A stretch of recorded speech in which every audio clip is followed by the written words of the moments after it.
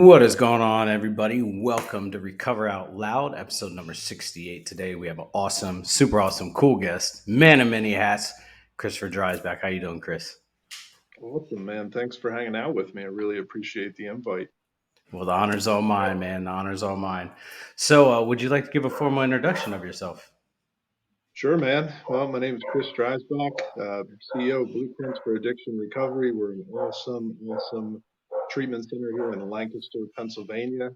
We have, I believe, 10 sites at this point, and just constantly growing because we really put a hyper focus on individualized care and really getting to each person's internal issues, making sure that the therapy matches what their issues are, and sending them off to live a successful life. And I couldn't be more pumped about those things. But we also run a number of diversion programs with local law enforcement, district attorney's office, magistrates, and really a hyper focus also on keeping people out of the criminal justice system because I spent an unhealthy number of days incarcerated in my youth. And, when I was running through active addiction, and it certainly didn't do a whole lot to help me move toward recovery. So I think now in 2023, when we know a whole lot more about addiction than we did back in 2007, we have a great opportunity to divert people towards recovery instead of incarceration. So I'm not going to take too long on the intro because I'm sure we got plenty to talk about over the course of this time. Well, no, that's a beautiful intro, man, and I think that what you're doing is super honorable. I myself being in recovery for a while, um, I kind of pick people up while they're in the criminal justice system, and you kind of try to catch them before they get to that point. I think it's a beautiful, beautiful work that you're doing, and a selfless work that you're doing.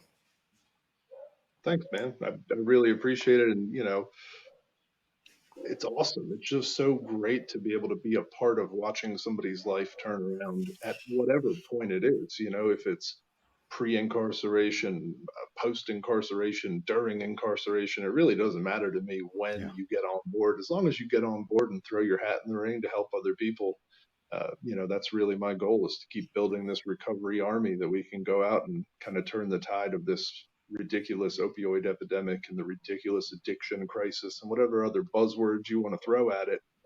It's just important to have as many people in here fighting the fight as possible. Absolutely. Absolutely. So before we get into it, I'm gonna tell the story about how I kind of found Chris. So I was scrolling through Facebook, right? And I mean, it was just one of them days where I was just like mindlessly scrolling.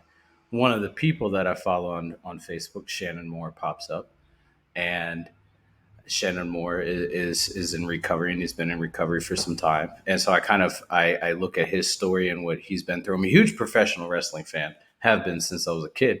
And so I see this figure that I've watched on TV say, "I'm clean, I'm sober, and this is what I'm doing in my program." And attached to that picture is Chris. And I was like, "That's awesome. I want to hear Chris's story." Right?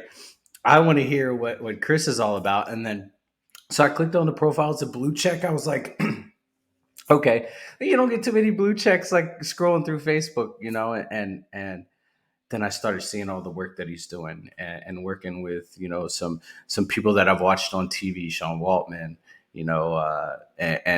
and just these polarizing figures that have come out and said, "I am clean, I'm sober, I'm in recovery." I was like, wow, this is astounding. So now I get, kind of want to shift my focus and look at and see what Chris is doing. And you're a man of many hats, dude. And like I said that before we started recording, and I'll say that now. You're a man of many hats. You got your fingers and a little bit of everywhere, and your feet a little bit of everywhere, man. So I want to say right now, like, thank you for everything that you do for your community and for humanity as a whole. It's absolutely astounding. And those are some high words of praise, and I appreciate that. And like the the pure happenstance that occurred to kind of set me on that course. We were doing a town hall tour over here in Pennsylvania, and Pennsylvania is a big, awkward, rough kind of state. We have a lot of mountains in between and a lot of forests, and just it's a weird Yeah. place up here in Pennsylvania. Yeah. And we were doing an 18 city town hall tour across Pennsylvania in 2018 to really shed light and kind of raise awareness on the opioid crisis and the addiction crisis, as it was called in Yeah. 2018. And there were some areas of Pennsylvania that I didn't have too many people that I knew, and so I thought, what about bringing somebody in who has good name recognition? And I reached out to some different people, and I discovered that Sean, Waltman, X Mhm. Pac, was in recovery, and I reached out through his agent, and his shortly after that, he called me just personally on my cell Wow. phone, and I was like, damn, like this is a guy I watched on TV as a kid, and like Yeah. he was so pumped to come out to Pennsylvania and talk to people about recovery while he was nervous. He was terrified to really open himself up on that level, and we just developed this like deep and meaningful recovery friendship, and it stayed that way for the last 5 6 years. And what a great guy, like literally one of the nicest, most genuine, kind-hearted human beings I've ever encountered is Sean Waltman. And not long after that, he did a virtual town hall tour with us in 2020 when the great coronavirus was attacking, and people were really struggling with mental health and really battling to try and figure out this new world order, pun intended. Yeah. And Sean jumped right in, and we wanted to do a second one. And he was like, "Man, you got to meet my friend Shannon. Shannon's in recovery a couple of years down in Tampa, and I got to know Shannon over the course of the last bunch of years. And again, just one of the most tremendously open minded, kind hearted dudes on earth. And it Yeah. just kind of continued to burgeon from there because these guys really want to get the message out. They really want to inspire others. They really want to let people know the same thing that I want to let people know, that recovery is real. Treatment works. There's so many different things that these guys wanted to push out into the world, and it blew up into our first night of recovery, which we did in February here in Lancaster, and will at some point be released on Amazon probably in June or July, so that everybody will be able to watch the awesome night that was. Uh, we had Jesus Ricardo Rodriguez. He was another WWE alumni who Yeah. actually came here to Lancaster to get sober and has stuck around and Wow. just absolutely killing life, man. He's doing so great. And there's so much to talk about, even just on that front, that we could do 10 shows on it. But he was our first speaker on that night of recovery, and then we had Kurt Hussey, who wrestled in the WWE as Fandango, Yeah. um, another tremendous brother in recovery, just like, one of the greatest guys around. And then we Yeah. also had X Pac, and one of the cool surprises of that night was Brandon Novak showed up, and he Nice. was one of the people who inspired Kurt to get sober through his videos and his inspirational stuff online.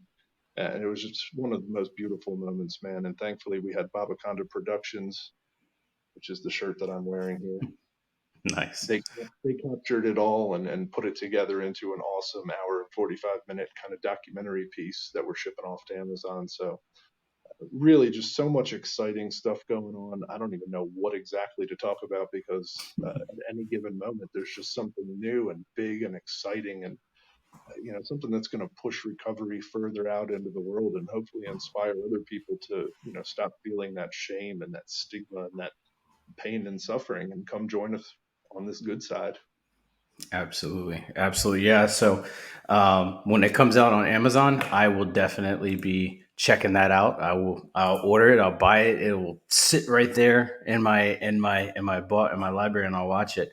Because I love watching uh, movies and documentaries about recovery and about addiction, and about kind of the fight that we go through, and kind of claw back. There's a movie I just recently I watched it last year, at Rise 22. I'm part of the NADCP thing, the National Association of Drug Court Professionals, and they showed this movie to Leslie, and it absolutely shook my foundation of recovery, and I was like, here's a movie where they're portraying like what addiction looks like, right, and a parent, and so then they just put it on Netflix, and it was scrolling through Netflix, and boom, it pops up, and I was like, oh my god, this is amazing. So I sat down, I watched it again, and it was another reminder of like where I was at, right, and where I'm at now, like how bad my life was, and where I'm at now, and how life has changed and shifted for me. Even though we have setbacks in life, things just, if you work your program and you continue to work your program, you find the what worked for you at the beginning, you can continue on this amazing life of recovery. Yeah, and there's no there's no one clear path to recovery. Yeah, That's the cool part, and that I'm really, as I branch out more and more and meet more and more people across the country, it's so inspiring to be able to see all the different paths that lead people to the promised land, which is being able to live life successfully and really, really, really resume that vital place in your community. And I just love watching. I used to, in the early days of my recovery, one of the things that we talk about in Night of Recovery is, how judgmental I was early on and how I was kind of brought into recovery with the hard, steadfast, AA 12 steps. That's the only way to get sober, period. yeah, That's it. And I was one of those, big book thumping, jumping off the mountaintop kind of guys that was just so excited because the yeah, spiritual revolution that I experienced as a result of the steps was so monumental to me. I wanted to share that with everybody. In my youth, I kind of fed into that and believed that until, a much wiser person than me 5 or 6 years ago, a guy that I look up to and will forever, Dave Malloy, he said, I'm getting real sick and tired of watching our entire generation die. Maybe we're wrong about this stuff. Maybe, MAT does work for some people. Maybe it keeps them alive long enough to give them that spiritual revolution. And it yeah, was such an epiphany for me, just a moment where I realized perhaps I didn't know everything about everything. Maybe I need to be open to other people's ideas, and maybe I need to be open to the fact that what worked for me isn't going to work for every single human on earth, because there's no blanket to toss over this problem. It's a very individualized solution to the problem. And I'm so thankful for people who are wiser than me, and I'm thankful for the ability to listen to them sometimes. yeah. Absolutely. Something crazy before we get into it. Something crazy that happened to me recently. My brother, I haven't seen him in like 12 years, 13 years, and he came into town where I live. I'm not too far from you, to be honest. I live Oh, down yes. in Maryland, and so he actually lives in Erie, Pennsylvania. That's where I originally lived before my life adventures took me everywhere. He came down, and we got to spend some time together. And my brother has been sober for 10 years now. And so him and I have tried to connect with him, in the recovery portion. He really doesn't like to talk about that. But like when he showed up and he sat down and we started to talk, he really showed a vested interest in my recovery and what I'm doing here, what I'm doing, with other recovery programs. And it made me feel good to see that, like, somebody that, and it's weird, I'm the older brother, but I look up to him because he, you know he has some time and he's doing well for himself, and so I kind of look up to him. And it's just really really cool to sit there and be able to be like, somebody that I look up to is now taking the time to listen to what what I'm given, and what I've been through. So that was pretty cool.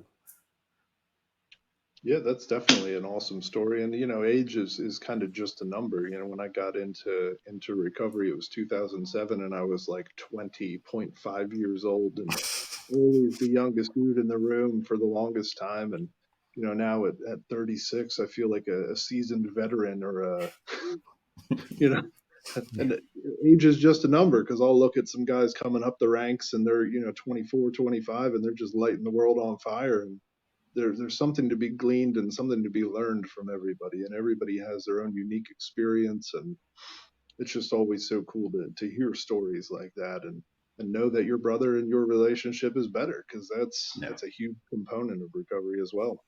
it really is. It really is. So let's get into it. What was it like for you in your active addiction?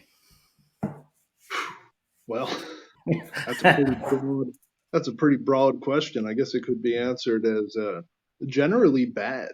I had a lot of fun. I had a lot of good times kind of connecting with different people, and learning, early stage entrepreneurial adventures with dealing drugs. And there were positives to it, but I think the crippling loneliness, the feeling like I'm out on an island, feeling like I can never actually connect to somebody and be comfortable in any situation.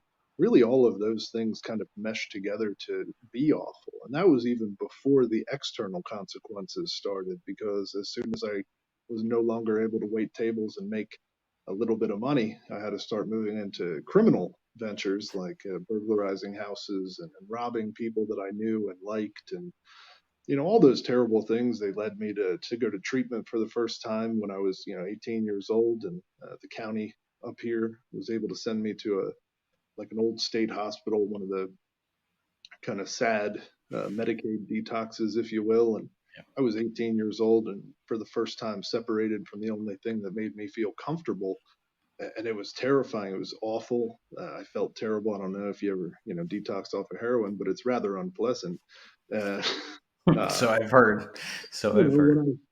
when I was there, yeah, I really I wanted to get better, but I don't know that I even thought it was a reality or possible, because like drugs made me feel really, really good. And I couldn't imagine that anything else was going to make me feel that way. And when I got out of that detox, I left AMA, of course, against their advice. And I thought I could give it a good old college try and get out, get a job, work a lot of hours, get back with my girlfriend. The world would work perfectly. And it didn't work that way. I had a Yeah. good plan. My ability to follow through with that plan did not exist, though. So I relapsed very quickly. And within a short amount of time, I was again burglarizing houses, and I was again, just doing unsavory things to make sure that I could obtain $10 to get another bag.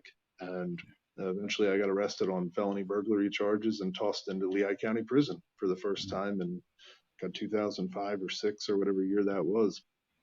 And the first couple of things I learned when I got into jail was how to hate law enforcement, and how to be a better burglar. You know, Yeah.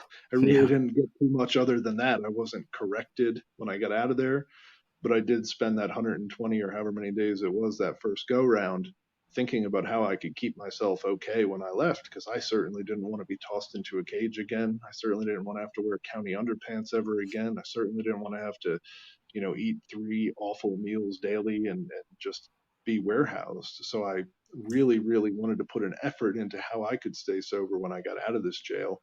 And I got out, and within hours, I was back, high in a bathroom somewhere in Allentown. And it didn't make a lot of sense, because I was physically sober for the preceding however many days it was, and I just couldn't figure out what was going on. And this was even before science figured out the brain disease of addiction was an actual thing. This was Yeah.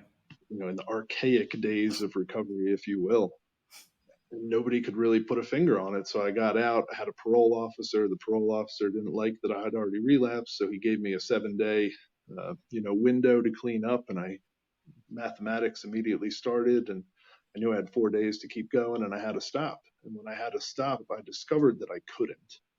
I just couldn't stop. I physically could not. I knew what consequences were coming down the pike at me, but I could not stop. And eventually, instead of submitting to the PO and going to jail again, I took other people's stuff to the pawn shop, grabbed my girlfriend, and we took off to North Carolina. And because I wasn't going back to jail, no part Yeah. of me wants to do that, but I can't seem to stop doing the thing that's going to send me there. And the funny part is, within 10 days of leaving, I got arrested in Buffalo, New York. And if you know anything about American geography, North Carolina's south Yeah. of here and Yeah. Buffalo's north. So it was a real interesting, fun story filled with horrific stuff and a lot of negativity. But eventually, I got arrested in Buffalo, and I spent 10 days in jail there until they shipped me back here. Probably had the most horrific detox experience of my entire life. It was a very overcrowded jail in Buffalo in 2006, and they had about 110 of us kind of thrown on those boats in the gymnasium, and we had one bathroom to share with one toilet and one sink and zero showers for the first 6 days. Wow. And I'm talking horrific: vomit everywhere, defecating in our pants, urinating on ourselves, and living in the filth for day upon day upon day.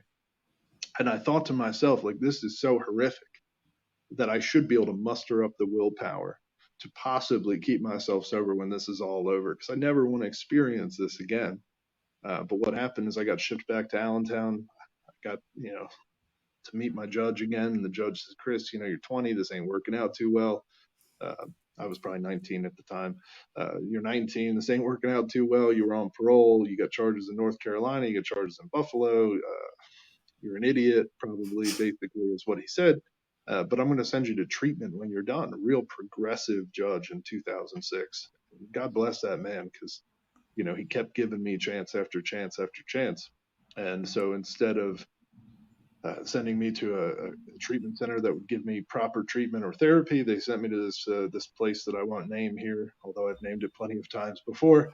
Yeah. It's a place that's still operating, but it's a therapeutic community. And I don't know if you're too familiar with therapeutic communities, but they really focus on your behavior. Yeah. And so for 30 days after I spent, 10, 11 months in jail, I'm sitting there and I'm trying to listen like nerd in the front row. I'm doing everything I can to kind of glean whatever information I can to keep myself sober when I leave, because I don't want to experience this again. I don't want to continue living this way. But the place was telling me stuff like keep your shirt tucked in, and when you do something wrong, sit in the corner and wear a dunce cap for 24 hours with no bathroom breaks, or sit in a room alone for 24 hours, and just the most silly stuff like sing in front of people to embarrass you. And I'm not sure how that's Yeah. supposed to fix anybody, but Yeah. I bought in. I believed it. I wanted to do better. I wanted to be better. And I left that place. And about 20 hours later, I was, back in the same situation I was before. But this time it wasn't really working the way it was. The drugs weren't producing the effect that they once did. And it really started the 60-day period of my life where there was just no hope on the horizon. None. Not even a little bit. I had two POs at that point. Doesn't even make sense. They just didn't want me to leave again. Out of who knows. And I started dipping in and out of psych wards and dipping in and out of, Suboxone clinics, methadone clinics, anything I could do to avoid the PO. I was running around homeless, doing just terrible things, living in parks, eating out of dumpsters, and just trying to survive until I finally mercifully got arrested again on August 27th, 2007. And that to this day uh, remains my recovery date or sobriety date or however you want to call it.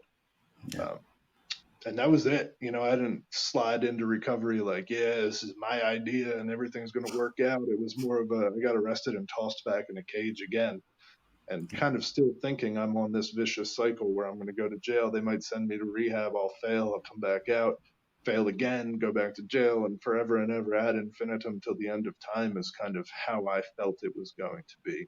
And thankfully, very contrary to my plans, the end result was quite different. And I started to just see this train of circumstances exist and push me towards recovery and push me towards this life that I've been able to live for the last 16 years. And so that would be my quick rundown of what it was like in active addiction. Hopefully that was serviceable enough for you. Yeah, absolutely, absolutely. It's your story, that's rough. You were talking about, that will, no, that want to get clean and get sober, just the inability to. And I can't tell you how many times I've been there. I'm just like, I don't want to drink, right? Like, I don't want to drink, but I can't stop. And it's one of the most demoralizing things. And it's something that's almost inconceivable to a lot of people who don't struggle with substance use disorder or mental illness, is to just so strongly want something, but have no ability to make it happen. It's a very powerless, uh, mind boggling situation, especially for people who've never felt it, because we, as folks with substance use disorder, are really capable in so many areas of our lives, and we can do so many impressive things that are unbelievable. But with regard to this one thing, this substance of choice or whatever you want to call it, like we are totally powerless, have absolutely no ability to put one and two together to make three. We put one and two together and make like 39. Yeah, yeah, yeah, absolutely. And I'm glad that you brought that up, the powerlessness, and for the normies that listen in. I can't tell you how many times I've said I wish I was normal, right? Like, I wish I could go out to dinner and just have a beer, but I know I can't, right? Like, I go to dinner and I'm gonna have a beer. Like, dude, I'm gonna go have a beer and then try and drink the rest of the bar out, right? Like, that's who I am. I can't Yeah. stop it. So like instead of getting to that point, right, where that's an option, I just lean on my recovery skills, and I'm glad that you pointed that out. Right, there's that something missing, that moderation, that substance use disorder is nasty, very nasty. Yeah. And you think, there have definitely been times in my life where I thought, oh man, like I wish I was a normal person and I could go do X, Y, or Z. But the more and more days that go by and the more and more things that I get to experience and the things that I get to see, I really am so thankful for the struggles. And I'm so Yeah, thankful to have been saddled, if you will, with substance use disorder. Because if I wasn't, what would, I wouldn't be doing any of the things I'm doing today if I didn't have that. And I think it's also pretty cool to talk about the fact that we're able to live two totally different lives. The first yeah, life that I lived, I was a little bit of a miscreant. I was a guy yeah, who could not be trusted, a guy who would have stolen your change jar before anything. And yeah. that was me, and now with proper treatment and recovery, I'm very trustworthy. There are people who trust me all over the place to do all manner of different things. And like, it's a completely different world from what it used to be. So I think the benefit outweighs the negative in most Absolutely. cases. Now, that might not be the case for everybody, but that is the case for me. I very much am thankful for having substance use disorder and very thankful for having had the opportunity to climb out of that hole and then reach back in for as many other of our brothers and sisters and neighbors as we could pull out. Yeah, I'm much like you. I'm grateful for it because I get to do things that had I not had this, I never would have been able to do. I get to experience things that I've never experienced before. I was one of those people that, without a substance, I would stay in my shell, right? And now, like, I'm completely out of my shell. I stepped out of my comfort zone in order to be uncomfortable and in order to talk to people, right? Like, I couldn't if this was me prior to like getting in recovery, I wouldn't be able to talk to you right now. I would just be like, oh my god, like he's gonna judge me. It's not about that. I don't care. What it's about. It's about that, making that human connection, experiencing those things, even sometimes when they're not pleasant. Yeah, oftentimes not pleasant, but it's still an experience. And you're right. I mean, you really are stepping out. The thing above our heads says recover out loud. And I truly do believe that that is the best way to do it. Yeah, At least for me, where I'm totally comfortable with everything that's happened in my life. And I'm very okay with sharing it, even the awkward, uncomfortable, funny, terrible, all of those moments, and I do yeah, know a good number of people who have jobs and have different things in their lives where they're not comfortable talking about that. So I think it's a little bit more on our shoulders to step up and be a little louder for them because yeah, they're not able to be, but yeah. a lot of them definitely want to be able to. So I'm just Abs- thankful that you're doing this, Sean. This is an awesome thing, man, and I'm proud of you for it. Thank you, thank you. So, moving forward, you get incarcerated, and that last time you say, "This is it, no more." Right? Well, What happens after? weirdly, that time I didn't say this is it no more. I No. just kind of I believed that I was on the vicious cycle. And Mm. I just kind of knew that no matter what effort I threw in or what I tried, it was going to be a failure. So I was in like opposite surrender mode. I was kind of like just giving up to the fact that I was a failure and I was never going to amount to much. Kind of like bought in to what everybody had been saying. And what happened is I went to jail again. They kept me there for a few more months, and the judge said, "Dude, you're 20. I'm going to send you to treatment." And I was like, "Yeah, that's going to work real well. It worked before, But I went because I didn't like sitting in jail. So they sent me to this place called Bowling Green down on the border of Philadelphia, or, Pennsylvania and Delaware and Maryland, right down there in that weird little corner.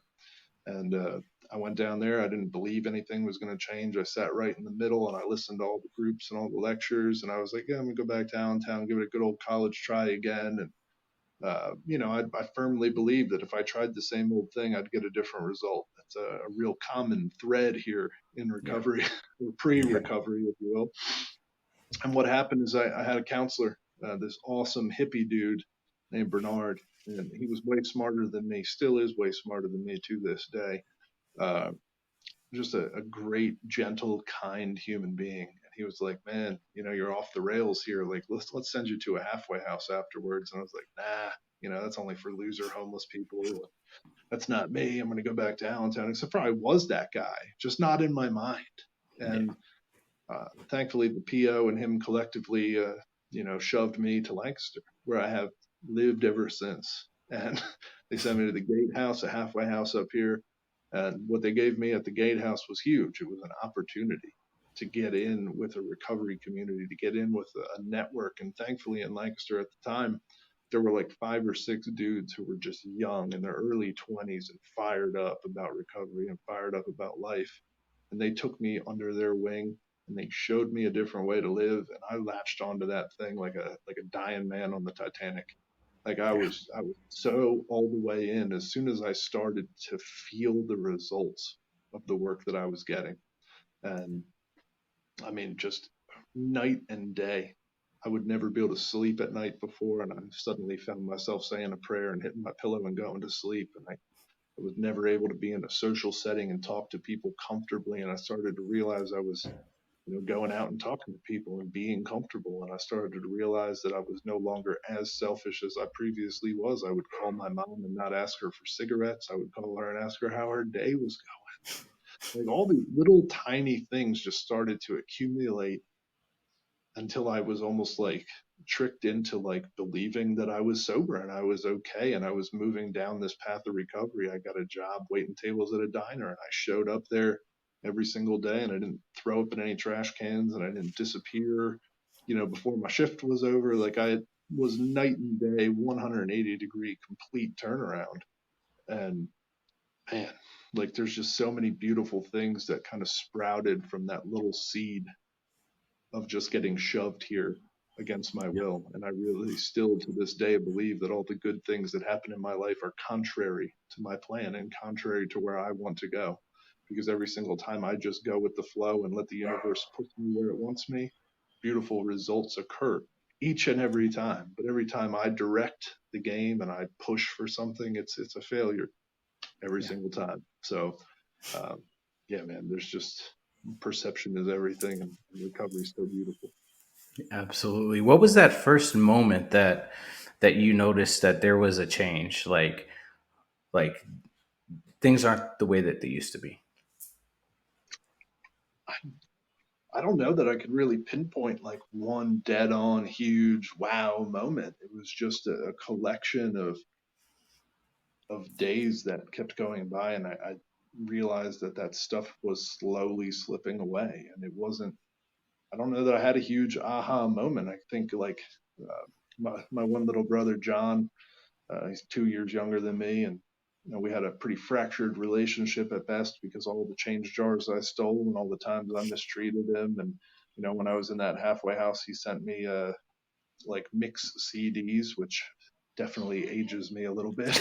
But he sent me some like Grateful Dead mix CDs, and I don't remember exactly what the letter that he wrote me said, but it was like, I don't like you still, but you shouldn't be without music, or just some silly thing. And like that kind of opened up the relationship rebuild with him, through the ninth step and amends. And we have a pretty decent relationship nowadays. And he has kids, I have kids, we still get together and do things. But we wouldn't have been able to do that before because I was so selfish and so wrapped up in my own world that I couldn't even possibly think of somebody else. So I think just those collections of moments kind of catch up and become beautiful things. So I don't really have a an aha moment or a huge wake up spot, but there's just a lot of little moments that definitely resonate. Yeah.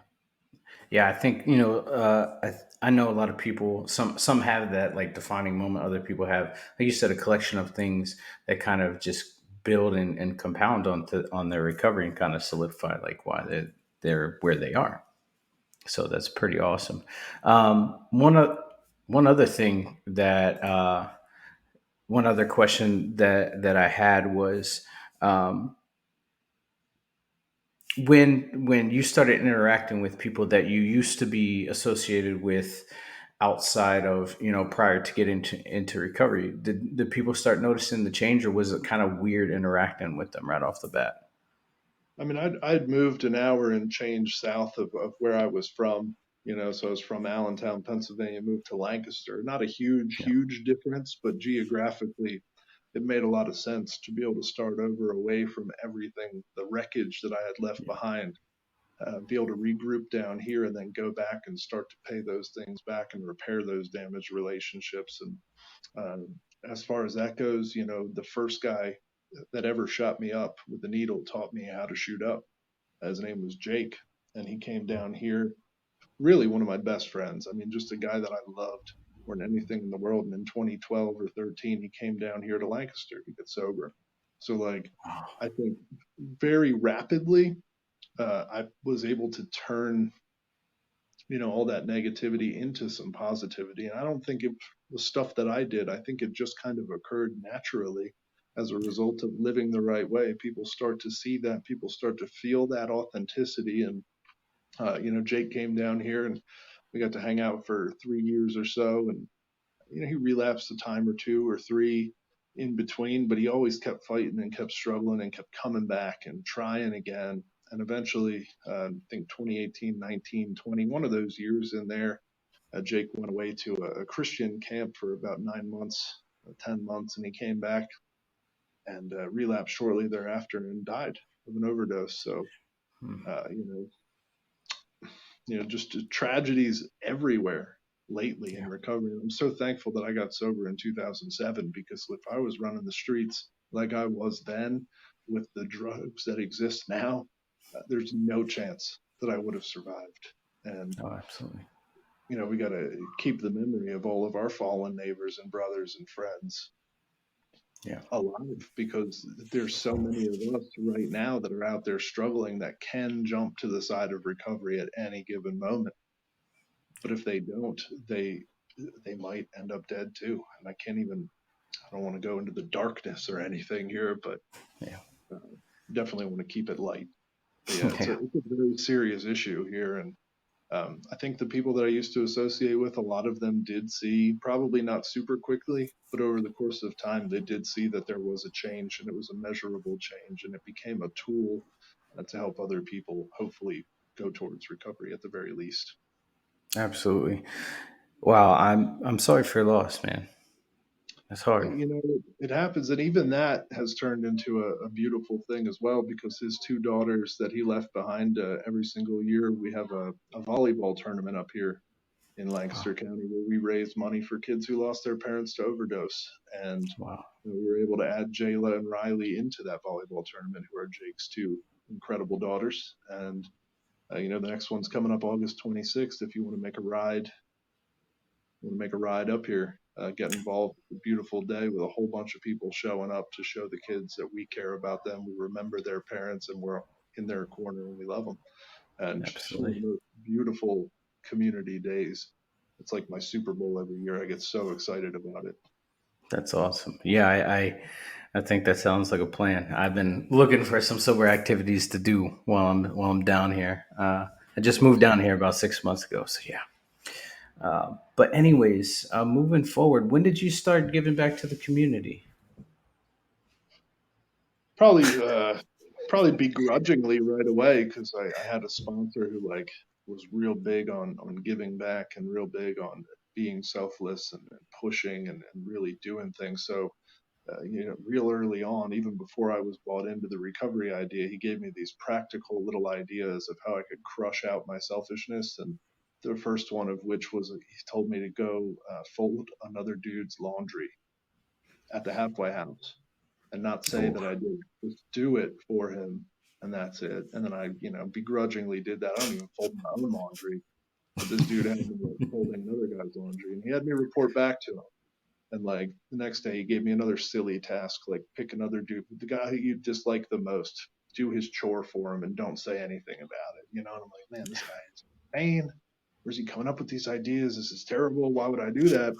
And over the course of a couple weeks of doing menial tasks for the benefit of others, he was like, "Man, how often were you thinking about yourself while you were doing that? How often were you? What was this?" And he kind of illustrated the benefit of doing things for other people. And Yeah. begrudgingly, I did it at first, but I started to recognize that, like, the more I did for other people, the more positive I became, the more positive they became, the more good things arose out of that positivity, even though I thought it was stupid and negative and whatever. That's just my perception on the situation. So I think being of service really helped to shift and flip that awful perception that I was plagued with. Um, but Yeah. really, in like the bigger capacity in 2010, I opened a New Life Sober Living here in Lancaster, the first sober living community that we had. And we started with one house that I rented with all the money I had made at the diner that I worked at.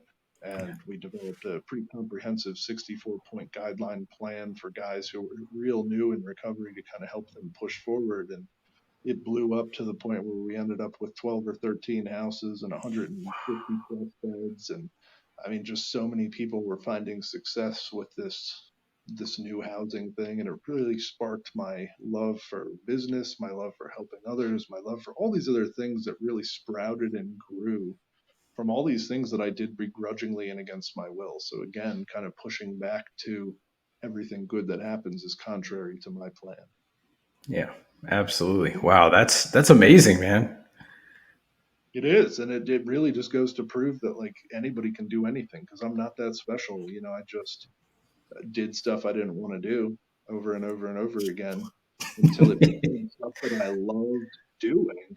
And then I was able to latch onto it and really keep building more and more lives for more and more people and watch communities grow around those little acts. And Yeah. I can't tell you the number of people who've been sober 10, 12, 13, 14 years because of stuff that I set in motion back then.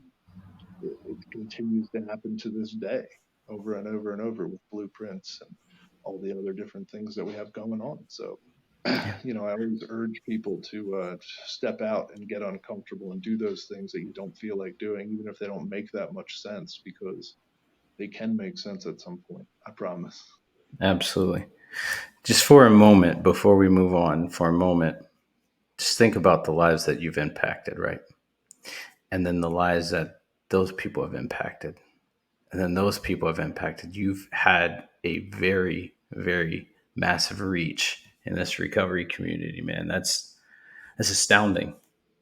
Yeah, I don't usually spend too much time reflecting on it, but like it's so real, and not to like boost myself, it's to boost them and Yeah. watch them boost other people is some of the most inspiring, awesome anything. I can't even tell you how cool it is to hear just people's stories of success. And even what was it, 2 weeks ago, something like that, I had a business meeting at a restaurant over here at the mall, and we were talking, about real estate and other things that I really like. And we were standing out in the parking lot, and this guy came running across the parking lot towards me, and I was like, "Oh, cool. Am I about to get shot here? What's gonna happen?"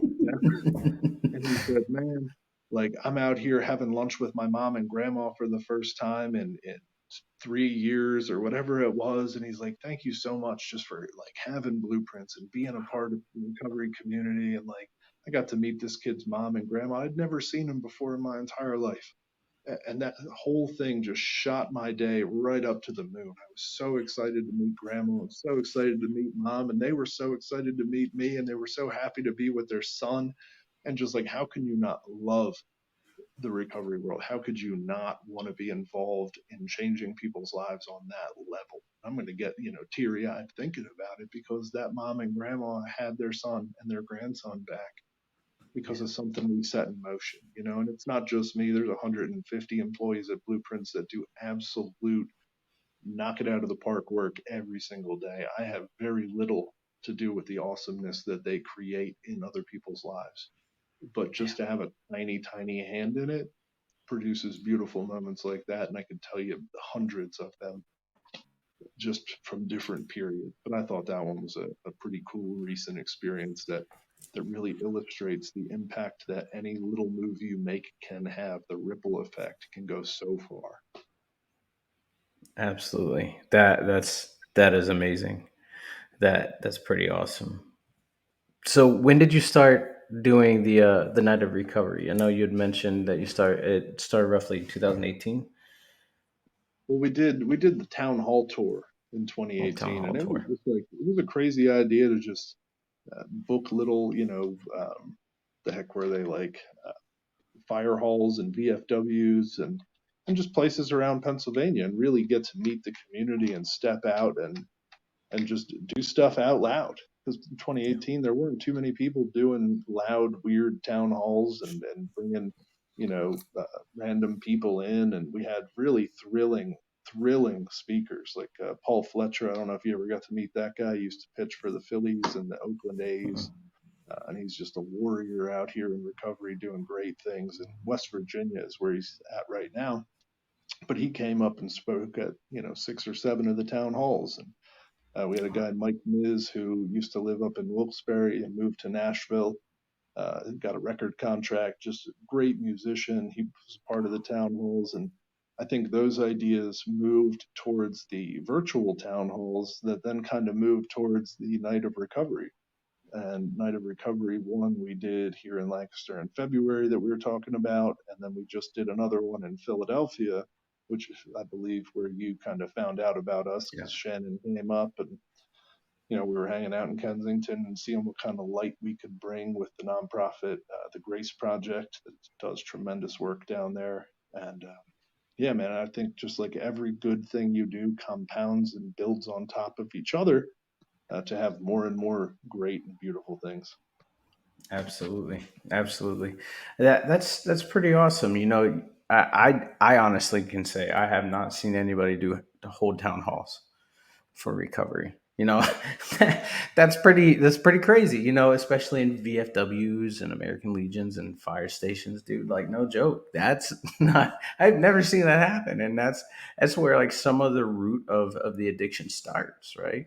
And so to be able to like hold ground in those places, that's awesome.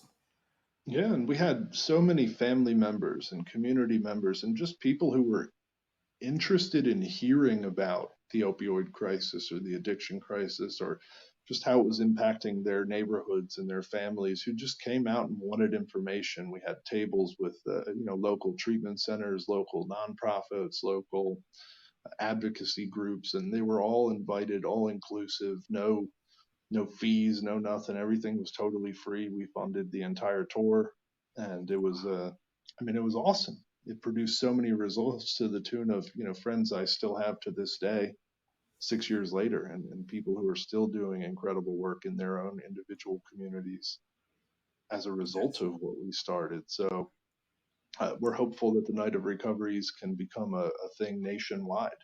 Something where we can definitely go out and set them up and really bring recovery communities together, bring people into those communities, and then hopefully inspire as many humans as possible. Absolutely. Absolutely. Man, you've done some astounding work. Thank you. Man of many hats is like that doesn't touch the tip of the iceberg. You got your hand in so much more. And then like one of the other things that I seen was that you were out there, with the homeless and giving and giving to the homeless and spending time with the homeless. And good God, I used to live in Alaska, and I didn't realize like the homeless population in Alaska, in Anchorage, Alaska. And it wasn't until I got to recovery and I started working for a clinic that I really stepped out, and I was like, oh my God, like there's so many homeless people that are suffering from addiction. And it's not just enough to suffer from homelessness or houselessness. Then you've got the addiction portion, the mental health crisis, and it's just there's so much compounded into one individual in that circumstance. Yeah, and homelessness is so multifold. It takes an entire multidisciplinary team to even begin to crack the surface of a lot of the issues that create homelessness and severe mental illness, substance use disorder, things of that nature are definitely part of it. but the lack of affordable housing, the gentrification, so many different things kind of chase so many people into that unhoused space that it is really, really important to put a hyper focus on that with community medicine and partnering with hospitals to have street doctors and people available to really just assist people with the resources that they need to move out of being unhoused. And that's a thing that we work on up here in the Lancaster County Homelessness Coalition. I sit on the board for the Lancaster County Food Hub, which is an awesome place that does food, clothing, and shelter for people who need it. And the thing that we did down in Kensington, working with the Grace Project, was specifically a part of their outreach down in that area of Philadelphia that they do every single week. But yeah, man, there's never a shortage of things you can do to benefit your neighborhood and your community. And we just like to step out into other communities and help support as many people as we possibly can with whatever platform we can. Absolutely. You know what broke my heart? Absolutely broke my heart when I live in Alaska. They talk about the homeless crisis, right? And they talk about how so bad and it's affecting everybody. And so legislators decide to build kind of like a temporary homeless shelter with all inclusive treatment centers, all kinds of resources in the big civic center in town. And then people complained that they're using it, and they said, okay, well, we can put them in these neighborhoods. No, because they're too close to our neighborhoods. And it's just absolutely heartbreaking. There's this epidemic that's happening that people are watching happen in front of their eyes, and then it becomes a problem when you actually start to do something about it and change the scenario. Is that something that you've encountered? Oh man, absolutely. I mean, the not in my backyard syndrome is a thing that plagues most of America, I would believe.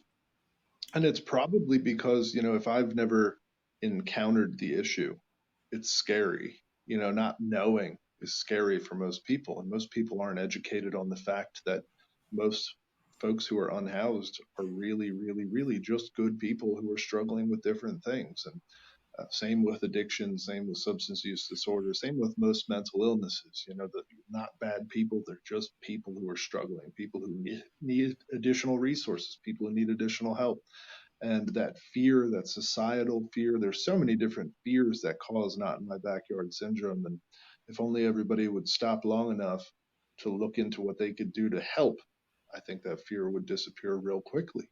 And yeah, it's going to be a long time till we're not dealing with not in my backyard syndrome, because when you bring something scary close to you, uh, it will always cause a stir. And we had the first time up here in a town that we brought a recovery house that was kind of lambasted in the local media, and they were like, oh, he's bringing drug addicts here. Why doesn't he move them next to his house?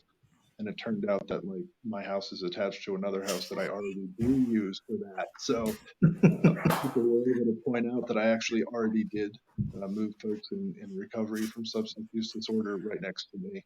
And I would do it anyway because I know people who are struggling with substance use disorder are good people and they deserve to have the same access to resources as everybody else. So that's just a thing we're going to contend with for a really long time in homelessness, really long time in substance use disorder. But I can tell you we've come a long, long way since 2007, and Yeah, we've still got a long, long way to go till we fix it. But I'm not going to stop talking about it. It doesn't look like you're going to stop talking about it, and hopefully a whole bunch of other people jump on board with us and keep talking about it too.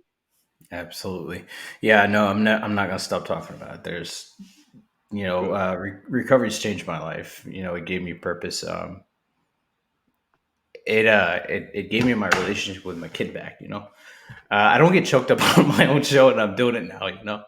Um, it gave me my relationship with my kid back. It gave me my life back. It gave me a new life, something I never had before. Life that was much more better served purpose. I spent 12 and a half years in the army, and I learned my addiction in the army, right? And so, like, a lot of that time was me spent like feeding that monster that was inside of me. And then when I got out, I had no way to alleviate that anger and that stress and that all of it. And so I just self-destructed. And when I got to this point of recovery where it was either recover or go to jail, lose it all, or do something about it and take recovery in your own hands and work your program. I I saw no other option, because if I stay in jail, I'm gonna die, right? Like it's gonna happen. And so I decided to take recovery and nose to the grindstone, and my life has been significantly better. There's been ups and downs. There's reasons why I'm here in Maryland versus in Alaska now, right? But like that's a part of my recovery journey. That took me from one region of the country to this whole another region where I have my family, but I don't know anybody. And so like getting out of that comfortable zone, recovery for me, I can't shut up about it. When I meet new people, I tell people, hey, it might be a red flag for you, but it's my greatest victory in my life. I'm in recovery. I met my girlfriend, and I said the first thing I said to her was, hey, um, just let you know I'm in recovery. And her first words were red flag, and I said, why is it a red flag? And she said, because my ex was in recovery and he relapsed. And I said, well, here, let me explain my program to you. Let me educate you. And she was like, wow, that's crazy. Not to boost myself up, but um, like you said, but my recovery has led me down a path that I just can't imagine. And I'm pretty sure the same thing for you. You step back, if you were to step back to that 18, 19-year-old kid back in the day, looking forward, you'd probably be like, there's no way I could have gotten there. You know what I mean? Like, what happened? Somewhere along the line, what happened? But being able to look back, and for me, looking back on my life prior to this journey, I'm happy I'm alive. I'm happy I'm in such a time being able to talk to you, being able to talk to everybody that comes on this show, share the story and everything like that. So recovery changed my life. Chris, this is the first time I've ever gotten choked up on my own show talking. Okay. My bad, man. My bad. I mean, it's You're good. it's one of those things where I'm pretty sure when you watch that Night of Recovery on Amazon, you're gonna see me get choked up a time or two because it was just so beautiful being there, with my friends Sean and Kurt and Jesus and Brandon and the 200 plus people that packed that little auditorium that night from the community and the local treatment centers and the local meetings. And I mean, it was just such a powerful evening, and it really translated onto video. So, like, I can't wait for people to see it. I can't wait for Amazon to do whatever the heck it is they're doing over the next month to make it happen. But, I'm so thrilled to be able to project that power. And, like, don't be ashamed to get choked up, man. I get choked up way too often when I talk about stuff because there's power in it. You talk about your mom, you talk about your kids, you talk about people who mean things to you.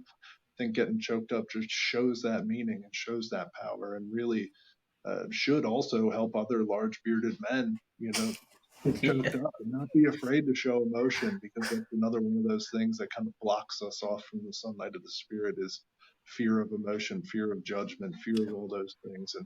And let it fly. Be proud that your kid's back in your life. Be proud that you're Yeah. killing it and doing well in recovery. And like I'm just stoked to be a part of your show. Seriously. Absolutely. I'm glad that you've been a part of the show too. So Chris, before we go, where can we find you? Man, you can find me hiding in my office in Lancaster right now, or you can find me on Facebook at Christopher Dreisbach. You can find me on Instagram at Chris Dreisbach. You can find me on TikTok at Christopher Dreisbach. You can find me on chrisdreisbach.com. You can find me on babacondaproductions.com. You can check out blueprintsrecovery.com. You can check out redrosesportscards.com. You can check out soarts.com. You can check out fullserviceconcessionsgroup.com. You can check out so many different things in so many different places. You can check out Night of Recovery on Amazon next month. And there's just so many different ways. But if you're watching this thing, reach out to me on any of those social platforms. You can ask Sean. I do respond most of the time. And, you know, just always happy to hear great stories, see where I can lend myself to others, and, really just keep inspiring and keep living the best life ever, because we're living it, man. We really are. and Yeah. I want everybody else to come join us. I'm before we go, I was honestly surprised when you responded back and said, "Yeah, man, let's do it." Because one, I don't know Chris. I didn't know Chris from Adam, right? I met him on Facebook, and it was kind of a click. Let's throw out the line and see what happens. And then he responded, and this really the first person that I've ever reached out to that has responded, and I was like, well, "That's cool. That's awesome." Right. And Chris has been busy, and I've kind of been busy. So our schedules kind of had to mesh up perfectly, and they did. And so that's why, we're here doing this thing. But, Chris, you're a huge inspiration, dude. I just hope you know that. Even hearing your story now, like you're massive inspiration to me. Dude, I appreciate that, and those kind words, man, they mean a lot. Uh, because you do get judged, and you do get bashed, and you do get beaten by people who are angry with themselves or hurt in their own ways, and it definitely gets frustrating, especially dealing with a population of people who are struggling with a brain disease that they can't control. And when you're able to do something positive and really make an impact, it feels very good. And I love nothing more than hearing those things, man. So thank you, thank you, thank you, thank you, and keep doing good work, because it definitely resonates with people, and hopefully we can help push some people towards recovery together here. Absolutely. And finally, what are some words of advice that you would give to somebody that is struggling with addiction or mental health disorders, or they're at the beginning stages of their recovery and they're like, I don't know if this is for me or not. Don't give up. Just let the universe push you where it's pushing you. Don't fight it.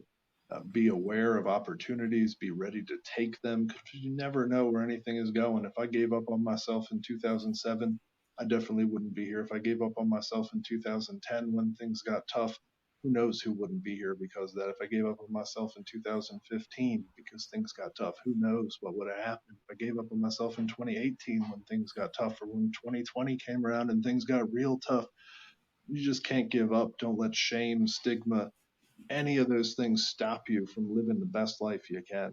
And life gets so big and so powerful and so beautiful that you won't even be able to handle it in a good way. And it's a whole lot better not being able to handle something in a good way than it is the way I used to not be able to handle things. So definitely reach out 24 hours a day. We're always here. We're always ready to help you find the resources you need. And hopefully you can come join us in this beautiful life too. So don't give up. Absolutely. I love the message. I love the message. And Chris, thanks for being on the show. Thank you for sharing your story and sharing what you do in the community. Like I said, you're a massive inspiration to me. Thank you. Thanks, Sean. I appreciate you, man. All right. And everybody, thanks for hanging out with us for just about this hour. And if you want to go check out and see what Chris is doing, check out, Night of Recovery on Amazon when it comes out. Check it out, everything like that. And till next time, I hope you guys have a good day. Much love, y'all.